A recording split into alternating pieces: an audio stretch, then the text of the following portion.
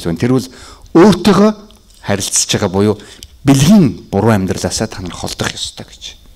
Хоёрдугаарх нь бусадтай харилцаж байгаа харилцаанаасаа та нар өөртөө сургамж авах хэрэгтэй.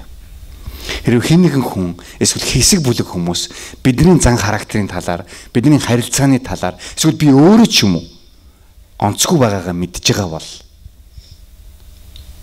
бид нар өөрчлөх зөндөө том орон зай байна гэсэн бидний амьдралд. Өнөөдөр бид нэр дэлхийн хэмжээнд харж болно. Гэхдээ хэрвээ бид нар өөрсдийнхөө амьдралыг яг өнөөдөр өөрөө Бурхантай харилцах харилцаагаар нутгийн хэмжээнд харахгүй бол дэлхийн хэмжээнд юу ч харахгүй. Дэлхийн хэмжээнд угаасаа харах юм юу ч байхгүй. Хэрвээ бид нар өөрсдийгөө харж чадахгүй байгаа бол. Тийм учраас Паулийн чи анхааруулж байгаа нэг талаар бид нар эзэнтэй харилцах харилцаан дээр анхааралтай байя гэж. Тэгээ Паул үргэлжлүүлэн 9-р ишлэл дээрээс нэг өөр сэдв рүү орж байгаа юм шиг харагдаж байгаа. Би бидээ худал бууяар гэж. Би бидээ худал бууяар. Колонсайхан бүгдээр худалч амтд байсан юм шиг сонсогдож байна. Хэрвээ бид нэр сайн ажиглаж харах юм бол энэ ч Паул яг тэр худал үйлгүүгийн талаар яриаг зүгээр хүмүүст худлаа үнэн ярьдаг тэр худлын талаар энэ ч яриаг. Энэ ч бурхан дотор эзний дотор өөр хүмүүст харилцаж байгаа харилцаан дотроо өөрийгөө яг ямар байгаа бодтойр нь бусдтай хуваалцаа гэсэн үг. Би бидээ өөрийгөө зүгээр танилцуул гэсэн үг. Заримдаа бид нар өөрийнхөө сүнслэг амьдралыг ямар байгаасаа гэж харсан.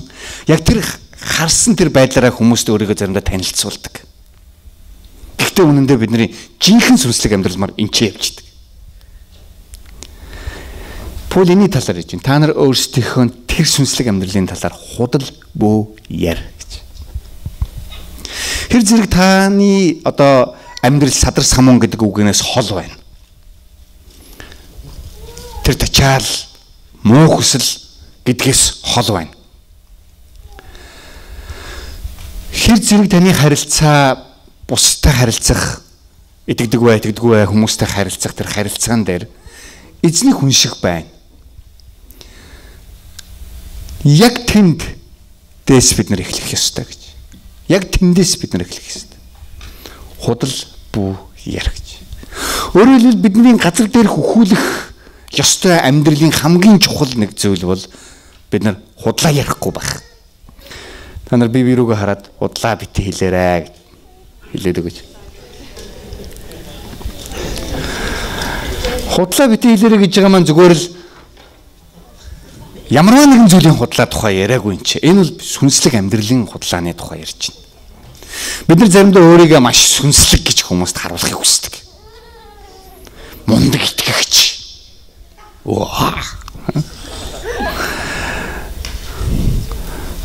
Тэгээ заримдаа хэлэхдээ би 10-аад жил итгэгч. Нилийн тийм зинтата хэлж байгаа байхгүй бүр. Зангарагтай гэдэг шүү дээ. Гэхдээ заримдаа бидний яг бодит их сүнслэг амьдрал тэр 10 жилдээ зүгээр өрн таран хийсэн байсан байж болох юм. Цагийг авраагүй. Нэгүслийг дэмий хоосон авсан гэж тийм ээ. Тиймэрхүү амьдрал бид нар заримдаа амьдрчаа заримдаа би 10-аад жил гэж ярьж байгаа тийм. Тэгтэл тэрний хажууд чанартай 2 жил итгэсэн Христэд итгэгчид байдаг. Тийм ээ. Та нар би бидээ худлаа буу ярих. Худлаа буу ярих гэдэг энэ асуудлыг хаана яаж хэрэгжүүлэх вэ? Өнөөгийн нөхцөл байдал харах юм бол ер нь бол эсийн бүлэг, чуулганы эсийн бүлэг гэдэг маш чухал үүрэгтэй зүйл. Цуглаан жинхэнэ цуглаан хаана байгаа яг энэ юм уу гэвэл бас үгүй. Цуглаан хаана байгаа вэ гэвэл итгэгч хүмүүс хамтдаа 2-ороо 3-ороо 4-ороо аруулаад цуглаад өөрсдийнхөө амьдралын эзэн доторх өсөлтийг худлаа биш үннээр тунхаглах тэнд чуулган өсч идэг. Тэрнээс бид нар бүтэн сайдар бол ирээд мэдээж эзний үгийг сонсно. Тодорхой хэмжээгээр бид нар эзнээс зүйлийг ойлгоно. Магадгүй эзэн тусгайлсан одоо үгийг хүмүүст өгнө. Гэхдээ тэр болгон яг эсийн бүлэг дээр болдог шиг зүйл энэ бид нарт байдаггүй. Ягаад гэвэл бид нарт ингээ хүн болгонтой ярих, хувьчлах, тэгээд нарийн зүйлсээ ярилцах цаг энэ байхгүй учраас.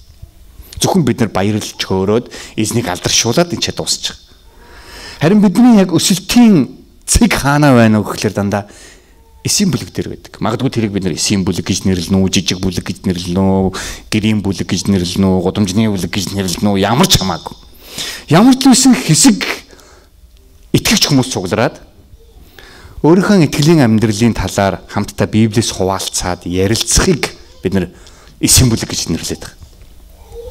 Заримдаа зарим хүмүүс буруу ойлгодог шиг байна. Эсийн бүлэг гэхлээр л хамтдаа цуглаад хоол иддэг. Тийм? Эсвэл хамтдаа цуглаад тоглоом тоглодог. Мэдээж цугларсан юм чинь хоол идлэг үйл яах вэ, тоглолог үйл яах вэ?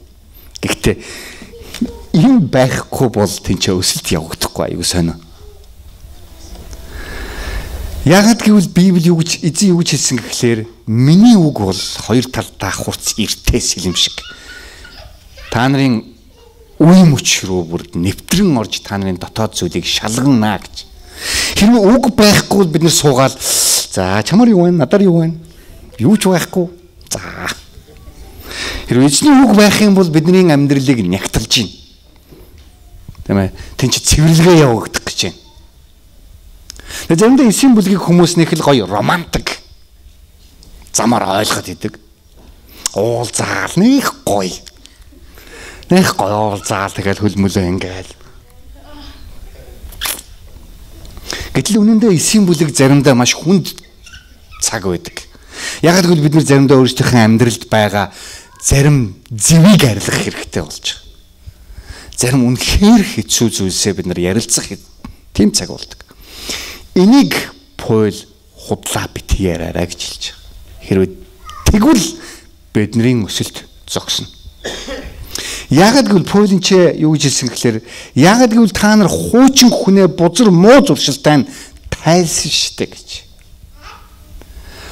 Хуучин хүнээ тайлцсан тэгээ буцаад тэр хүнийхээ амьдралаар амьдрах гээд ах нь бол бидний амьдралыг өсгөх зүйл биш ээ гэж. Шинэ хүнийг та нар өмссөн. Христийг өмссөн гэж Библиэлд хэлдэг тийм ээ. Бид нар Христийг өмссөн. Бид нар шинэ хүнийг өмссөн. Бид нар хуучин хүн хэвээр байгаа арьсаа хуулаагүй. Яг хэвээрээ байна. Гэхдээ тэр хүн Христийн дотор шал өөр хаягтай болсон. Шал өөр хаягтай болсон. Би нэг газараар явж ирсэн хуучин эд барааны дэлгүүр гэж байна. Хуучин эд барааны дэлгүүр Индонезид шүү. Сонирхолтой. Тэгсэн чи яг манай гэрт байдаг байсан. Тийм нэг зис нэг бас л буддийн талын юм шиг байгаа нэг зис тийм аяг тэнд байж. Чи яг л манай гэр юм чи үргэлдэлдэг. Тэгээ бид нар хүнээс асуусан юу юм гэсэн чи 1600-аад оны үе. Яасан ямар хааны яасан гэх. Тэр үед одоо яг иймэрхүү одоо хээг нь авзүүлээд энэ хээ бол яг тэр үеийг тодорхойлдог хээ. Тийм учраас юм амар үнэтэй одоо. Амар үнэтэй. Ямар үнэтэй гэсэн чинь $2000. Айгуудаа гэж тийм. Манай гэрт байх бол гэртээ очиж хайгаад байна. Байхгүй л дээ тэр одоо. Гэхдээ намайг жоохон байхад бол тэр аяг бол юу ч биш байсан. Зүгээр л нэг муу дээр үеийн аяг. Тэнд хинч хоолунд иддэггүй. Зэвэр нэг жоохон тиймэрхүү. Гэтэл тэр дэлгүүрт мань аяг очсон. Өөр хаяг зүгтсэн байж. Эртний үнэт идлэл. Бид нар Христийн дотор яг л тийм болчих. Бид нар өөрчлөгдөөгүй яг хэвээрэл байгаа. Бидний ингээл царай бол яг хэвээрээ байна. Бид нар мөнхийн улсад биенээ танин яг ингээл энэ царайгаараа. Хэрвээ царайнд дургуун байгаа бол тэгээд одоо дуртай болоод өөр аргагүй мөнхөд та ингээл ийм л байна. Дуртай болохоос өөр арга байхгүй. Бид нар Христийн дотор тэгтээ шал өөр царайтай болсон. Өөр хаягтай. Тэр бол бид нар Бурхны ариун хүмүүс. Маш үнэтэй болсон. Христийн цусаар биднийг худалдаж авахд тийм үнэтэй байсан. Тийм учраас тийм хүмүүс тийм дэмий юмар оролдох хэрэг байна уу гэж Паул хэлж байгаа. газар дээрх зүйлс. Тэр хаанчлалын зүйлийн тухай бид нар яриад байхад энд юу яриад байгаа? Тийм ээ. Бид нар заримдаа газар дээрх зүйлийг аюул олон талбарт үнэтэй юм шиг харж идэг. Манай нэг найз надтай уулзаад бүжээ чи бол одоо намайг л магтж чинь тийм ийм одоо мундаг чи ийм ажил хийж ирснээс чи төрийн байгууллагад орооч. Би тэгээс төрийн Монголын төрийн байгууллагаар яах юм би хаанчлалын төрд ажиллаж байхад чинь манайд мэдээж ойлгоогүй л дээ ямар солиорч амтан байна гэж. Тэгдэг юм энэ бүр үнэмшсэн төхөр явж байгаа энэ чиг. Бид нар биш те эзний хаанчлалын тухай ярьж байна. Бид нар шинэ хүнийг өмсөөд эзний хаанчлалын тухай гайхамшигт зүйлийг байгуулах тухай яриад явж байхад юун тэр газар дээрх зүйлсд хитрхи их анхаарал тавих. Тэглээ гэж хэлээд та нарыг газар дээр амьдраагүй юм шиг амьдрах гэсэн үг биш. Бид нар газар дээр гамч хоол хонд идчихэл таараа гадуур нүцгэн бүцгий явж болохгүй жоох хувцсгоноор өмсөж хэрэгтэй. За ямар нэг юм өмсөхтэй гэхдээ заавал таар шуудаа өмсөх хэрэггүй бас гайгүй юм өмсөж болно. Гэхдээ бид нар энэ бүх зүйл бол биднийг зөвхөн Христийн дотор хинбэ гэдгийг илэрхийлэх нь л чухал байгаа гэж. Тийм учраас бид нар өөрсдийнхөө сүнслэг өсөлтийг дээшээ явуулмаар байвал бид нар үннийг ярих ёстой. Паул үргэлжлүүлэн чи юу гэж хэлсэн гэхээр та нар шинэ хүнийг өмссөн. Энэ нь өөрийг нь бүтээсэн түүний төрхийн дагуу үнэн мэдлэгт шинчлэгдсэн хүн юм а гэж. Үнэн мэдлэгт шинчлэгдсэн. Өөрийнхөө хэн болохыг, Бурхны хэн болохыг ойлгосон хүмүүс гэдэг тухай ярьж байна. Үнэн мэдлэгт бид нар шинчлэгдсэн. Есүс хэлсэн хэрвээ та нар миний дотор байвал та нар үннийг ойлгоно. Үнэн та нарыг чөлөөлнө гэсэн.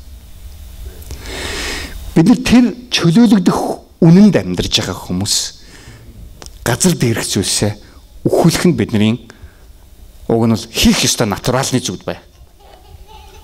Зөвхөн тэр дээгүүрхийг хараад дэлхийг хэмжээнд зэтгээд бид энийгээ мартчих ерөөсөө болохгүй. Яг л нутгийн хэмжээнд бид нар үйлчилж, нутгийн хэмжээнд өөрчлөгдөж өсөж бид нар дэлхийн харсан тэр зүйл рүү явна гэсэн. Тэ нэг гайхамшигтай Библиэлд байдаг нэг чухал, маш чухал ишлэл энэ байгаа 11-р ишлэл. Энд ерөөсөө грек, юдей, хөвч хөндүүлсэн, хөндүүлээгүй, зэрэлгүүд, скотчууд, боол, чөлөөт хүн гэж байхгүй. Харин Христ бол бүгд бөгөөд бүгдийн дотор байна гэж. Өөрөөр хэлбэл Христийн дотор ирэхлээрээ биднэрт мөнгө байна уу, мөнгө байхгүй байна уу? Тэ ядуу юу байна уу? Өндөр үү, нам уу, эрэгтэй юу, эмэгтэй юу, өндөр сайн ажилтай тушаалтай юу, эсвэл байхгүй юу гэдгээс үл шалтгаалan бид нар үннийг ярих нь, бидний худал ярихгүй байх нь хэвээрээ байна гэсэн үг. Христийн дотор бүх хүмүүс хүн Христийн одоо дагалдагч гэдгээр л харагдаж байгаа болохоос энэ парламентын гишүүн итгэгч тийм ээ. Энэ болохоор зүгээр л хар ажилчин итгэгч гэсэн ялгаа ерөөсөө байхгүй гэж. Энэ ишлэл бид нар бас нөгөө талаар юу хэлээд байна вэ гэхээр бидний Христ итгэлийн амьдрал биднийг юу хийж байна гэдгээс ерөөсөө шалтгаалдаг. Тэр утга хэдэн жил итгэсэн бэ? Ямар үндэстэн бэ? Юу Библийг илүү мэдэж гин үү, дутуу мэдэж гин үү гэдгээс үл шалтгаалж байгаа. Христийн дотор байна гэдэг нь яг одоо Христтэй харилцаатай байна уу? Үгүй юу гэдгээс шалтгаалж байгаа. Яг одоо та эзэнтэй хамт амьдарч байгаа юу? Таны амьдралын бүх зүйл яг эзэнтэй хамт хийгдэж байгаа юу? Эзний хүсэл мөн үү одоо байгаа хийж байгаа зүйл чинь? Гэдгийг мэдэж амьдарч байгаа тэр бүхэн Христийн дагалдагч болгодог бид нарыг. Тэрнээс зүгээр христчин гэж хэлснээрээ зүгээр олон жил итгэснээрээ бид нар христчин болгодог. Анх би Христ итгээд удаагүй байхдаа нэг зүйлийг ойлгодгүйсэн. Яагаад энэ христчин улсад дотор байгаа олон багаасаа Есүсийн тухай сонссон хүн ингээд ийм молгоолчдөг юм болоо. итгэлийн амьдрал найхах сонин гэдэг зарим хүмүүсийг хараад би тэгж боддог байсан. Харин одоо яг энэ бид нар дээр ирж байгаа. Өнөөдөр олон монгол чуулганы итгэгч хүмүүс зандан шиж байна. Зандан шиж байна. Зандан шин гэдгийг мэднэ ч тийм. Харахад ингээ яг мод. Тэгтээ яг мод биш яг чулууч юм уу мэдэхгүй. Тэ? Яг байгаагаар ингээ хатцсныг хэлж штэ. Зандан шсэн. Тэгээ та нар бинийгээ зандашсан гэдэг. Зандашгүй тулд бид нар биштэй эзэнтэй ойрхон байх хэрэгтэй. Үргэлж одоо тий үржил шимтэй тэр нэгэн одоо усан өдмийн модтой бид нар үргэлж холбоотой байх хэрэгтэй гэдэг тухай ярьдаг тийм ээ. Эзэнтэй ойрхон байх хэрэгтэй гэсэн үг. Хэрвээ тэгэхгүй л бол зандан шин нөгөө саяны тэр хүмүүсийн ярилцлагаар бол Библийн ядууралд орно. Библийн ядууралд орно. Библийн ширээн дээр нь байгаад идэг. Магадгүй нүдэнд нь харагдаад идэг. Магадгүй уншаад идэг. Ерөөс энэ рүү н орж өгдөг. Ямар ч ургамал тижэл авахгүй л мэдээж зандан шин шүү дээ. Тэгэл зандан шин итгэгч. Тэгэл уулзахлаар сайн байна уу? 20 жил итгэгч.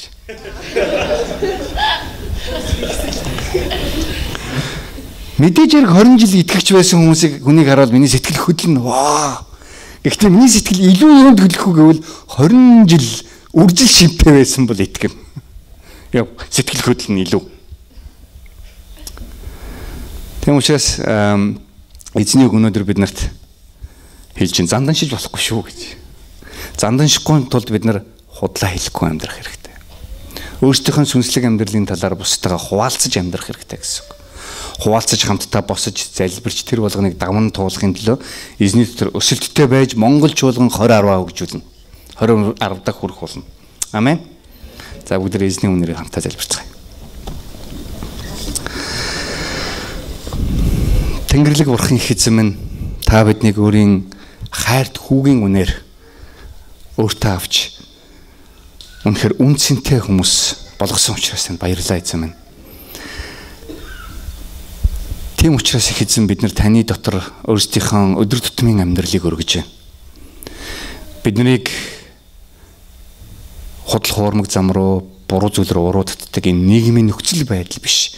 Харин таны ариун үг биднийг дагуулж явахыг бид нар хүсэж байна их эзэн минь. Бидний амьдралд тохиолдож байгаа эргэн тойрон байгаа бүхий л зүйлийг та өөрөө сайн мэдж байгаа их эзэн минь. Бидний итгэлийн амьдралыг та өсгөхийн тулд тэр болгоныг ашиглаж та биднэрт итгэлийн шин төвшнийг өгөөч гэж танаас гуйж байна. Монгол чуулганы итгэлийн шин төвшнийг өгөөч гэж танаас гуйж байна. Бид нар хэдий чинээ өргөсөх тусам төдий чинээ гүнзгийрсэн чуулган байхыг бид нар хүсэж байна эзэн. Та муурын сүнснээс хамгаалж биднийг баг багаар тийм эдэх замаар итгэлийн замаас холдуулахгүй байхад та биднэртэй хамт байж туслаач гэж танаас гуйж байна. Их эзэн Есүс энэ бүгдийг таны нэрээр өргөн залбирлаа. Амен.